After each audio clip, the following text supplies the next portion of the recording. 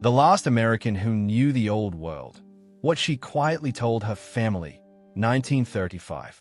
She was 136 years old. That number hit me before anything else did. Not 96. Not 106. 136. Born, according to her own testimony, sometime before the American Revolution had even begun, and still alive, still speaking, still remembering, in the year Franklin Roosevelt was rewriting the American social contract. Her name was Molly Sinclair. Well, that's one name the record gives her. And the things she said to her family in the winter of 1935, the last winter she would survive, have been sitting in a set of handwritten notes in a cedar box in rural Tennessee ever since. Quiet, patient, waiting.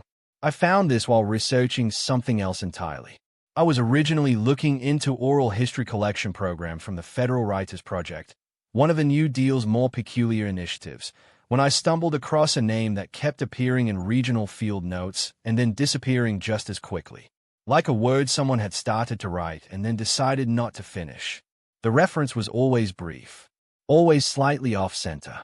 Elderly subject, exceptional claimed age, declined formal interview. And then nothing. No follow-up.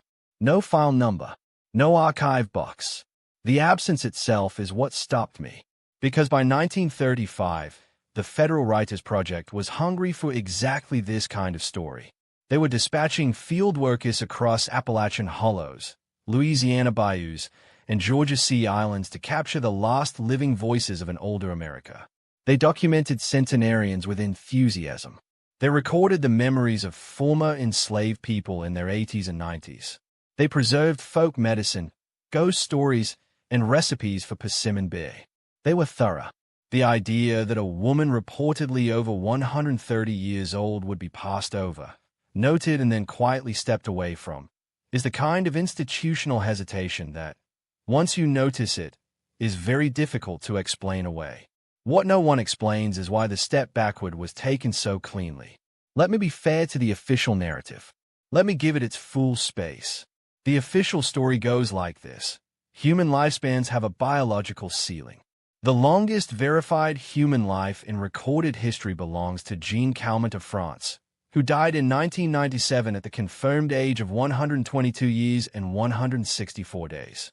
Her age was cross-referenced against birth certificates, baptismal records, census data, photographs, and the living memories of people who had known her as a young woman. It is a rigorous verification.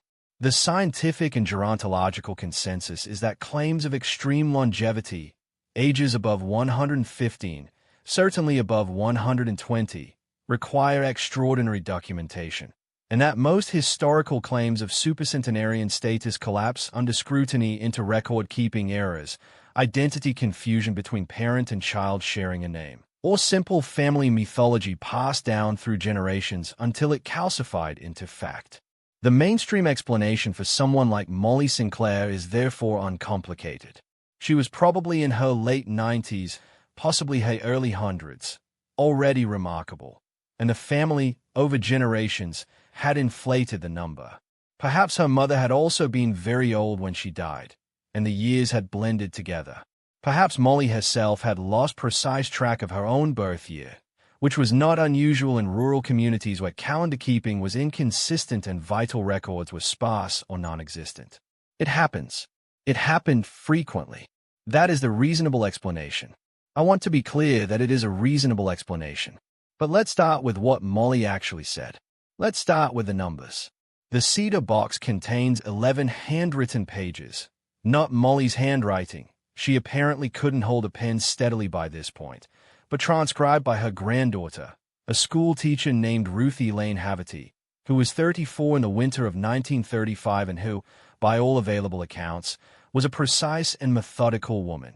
Ruth dated each session at the top of the page, the way a careful person does. December 3rd, December 9th, December 14th, January 4th, 1936. 4 of those sessions were completed. The 5th page is dated January 11th and contains only a single sentence. The sentence reads, "She stopped in the middle of remembering and said she needed to rest, and she didn't wake up." 11 pages. 4.5 sessions. That is everything. What's in those pages is the part that keeps me up at night. Molly Sinclair, again, I'm using the name the family used consistently, claimed to have been born not in Tennessee, not in Appalachia, but in the coastal lowlands south of Charleston, South Carolina. She claimed to have been a child during the period that, if her birth year held, would correspond to the 1790s to 1800s. And she described, in language that Ruth transcribed almost phonetically, preserving the cadence of it, a world that most Americans in 1935 would have recognized only from textbooks and paintings. She described roads, specifically, the texture of roads, the way they sounded underfoot. She described buildings that were, in her words, already old when I was small. Structures whose architectural logic she struggled to convey to Ruth, who kept inserting helpful clarifying questions that Molly apparently waved off with mild impatience. She described a kind of civic infrastructure, markets, gathering systems, systems of exchange, that didn't map cleanly onto what historians in 1935 understood about early American frontier economics. The timeline isn't subtle. If she was born in, say, 1798, the midpoint of the range her birth year implies, she would have been a child when John Adams was president. She would have been a young woman when the War of 1812 reshaped the country's sense of its own sovereignty. She would have been middle-aged during the Civil War. She would have watched 4 or 5 entirely different versions of America rise and replace each other, the way wave after wave breaks over the same rock. And she said something, in the session dated December 9th, that Ruth underlined twice. She said, "The America I was born into and the America I am in now are not the same country. They share a name. That's all." Ruth noted in the margin. She seemed very certain of this. Not sad. Certain. Speaking of certainty, there is a specific kind of knowledge that comes from living through an event rather than reading about it, and the consistency of Molly's details across multiple sessions is the pattern that I cannot get past. Across 4 separate conversations, spanning 6 weeks, she returned to the same concrete details without contradiction. Not the major story beats. Those are easy to keep consistent, even in mythology, but the small things. The specific smell of salt marshes at a particular season. The name of a type of flat-bottom boat that wasn't in common use or common memory by 1935. The way a particular kind of fever progressed before there was any medical vocabulary to name it. Symptoms described in sequence, in the language of someone who watched it happen repeatedly, not someone who read a description of it. I spent weeks trying to understand whether any of this could be explained as inherited family knowledge. Knowledge passed down so completely that Molly had absorbed it into her own first-person experience. It happens. Oral traditions are powerful. Grandmothers teach grandchildren things so vividly that the grandchild can, generations later, almost smell the original scene. But there's a threshold. There's a point at which absorbed inherited knowledge starts to have seams, inconsistencies, anachronisms, borrowed language from a later period, because the person transmitting the memory is unconsciously filtering it through their own present experience. Molly's accounts don't have those seams. Or rather, and I want to be precise here, the seams in Molly's accounts run in the opposite direction from what you'd expect from mythology. The things that are inconsistent or strange in her testimony are not things that would have been added by later family storytelling. They are things that are strange because they don't fit the 1935 understanding of early American life. She describes certain community structures that historians in 1935 wouldn't have recognized, and that historians in 2010, working with newer archaeological and archival evidence, would have found less surprising. That's not confused memory. That's the kind of thing that cuts the other way, which brings me to the Federal Writers Project refusal, which I keep circling back to. The Federal Writers Project, established in 1935 under the Works Progress Administration, employed somewhere between 6,500 and 10,000 workers at its peak, unemployed writers, journalists, researchers, and clerks dispatched to document American life in granular detail. Their work was often extraordinary. Their Slave Narratives Project, which ran from 1936 to 1938, preserved the testimonies of over 2,300 formerly enslaved people, many of them in their 80s and 90s, the last living witnesses to antebellum America. The project was systematic. It was thorough.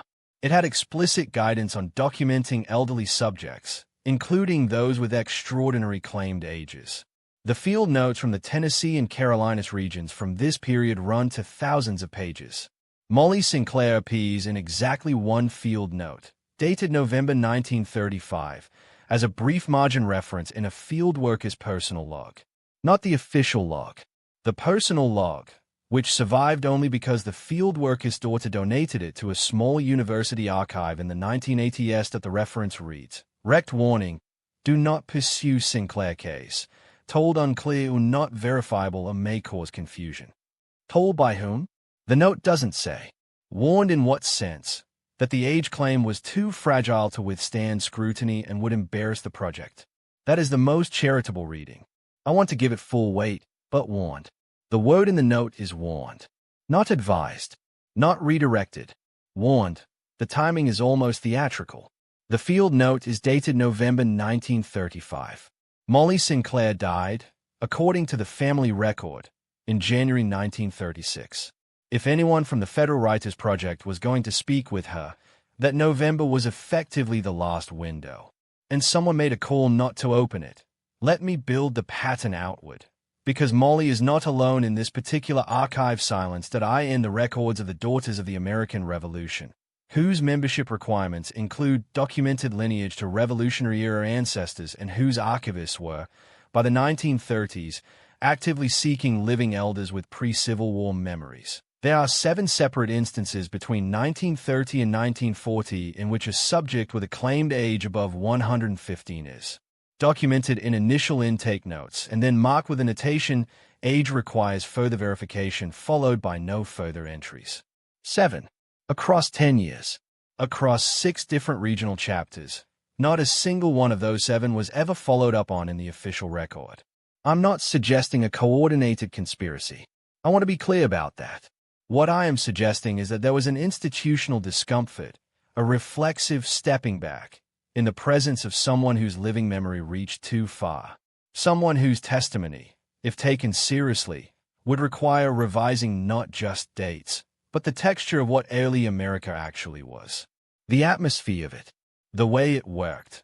Because here is what Molly's testimony, and the partial testimony of several of those 7 other cases, where fragments have survived in family papers and regional archives, collectively suggests.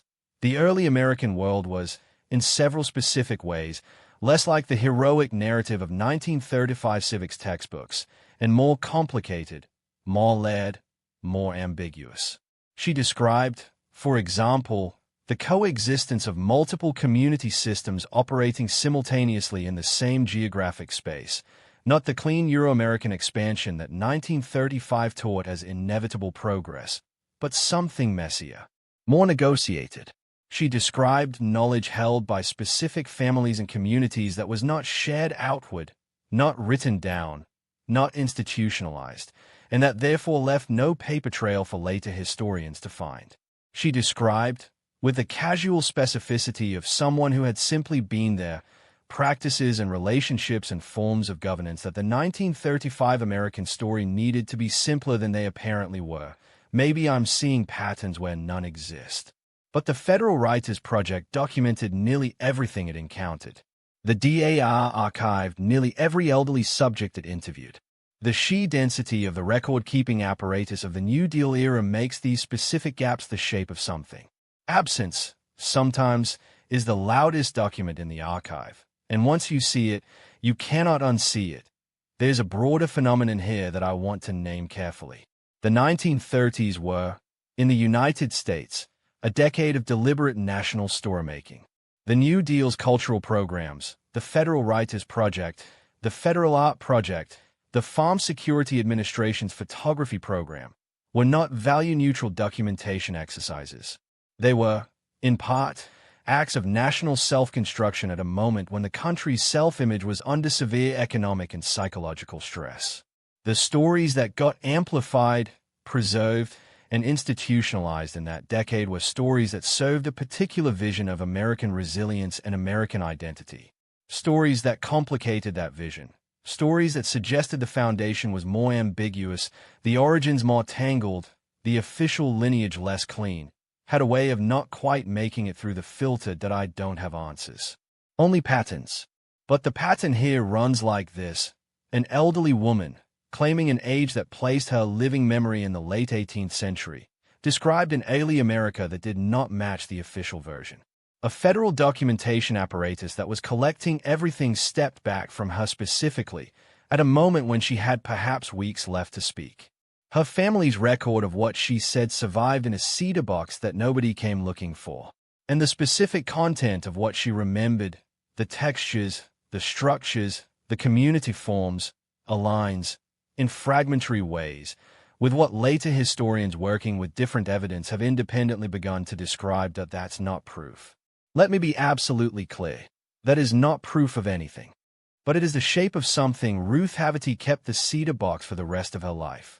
When she died in 1979, it passed to her daughter, who passed it to a nephew, who eventually passed it to a small historical society in eastern Tennessee where it currently sits, catalogued, accessible, and almost entirely unread. The collection index lists it as Havati Family Papers, 1934 to 1941. Personal correspondence and miscellaneous notes. Condition: fair. That's it. That's the whole description. The 11 pages from the winter of 1935, the last recorded memories of a woman who may have been the last living American with a childhood in the federal period, who described a country that no longer existed in any official version, are classified as miscellaneous notes. They are not sealed. They are not restricted. They are sitting in a filing cabinet in a county historical society 3 hours east of Nashville, waiting for someone to look. I think about Ruth, sitting across from her great-grandmother in December of 1935, writing down everything she said in that careful schoolteacher's hand, dating each page at the top the way a precise person does. I think about what it must have felt like to be the last person in the room with someone who remembered a world that had otherwise completely vanished. What it must have felt like to know, as Ruth surely did know by December 14th, that the pages she was filling would be the end of the living connection to something unrepeatable. That I think about the single sentence on the January 11th page. She stopped in the middle of remembering and said she needed to rest, and she didn't wake up, and I wonder what she was in the middle of remembering. Whatever it was, whatever America she was reaching back toward in that last unfinished moment, it didn't make it onto the page. It went with her, into whatever silence comes after 136 years of watching everything change. Maybe it was nothing remarkable. Maybe it was just an old woman, tired, drifting back towards something warm and long ago. But maybe, and here is where the pattern stops and the question begins, maybe what she was reaching back toward was something specific. Something she had almost said before and kept pulling back from across all 4 sessions, the way a person approaches the edge of a very old wound and then retreats. Something about how the old world actually worked, in the years before the story was simplified. Something that, once you heard it, you could not hear. Ruth wrote it down if she did.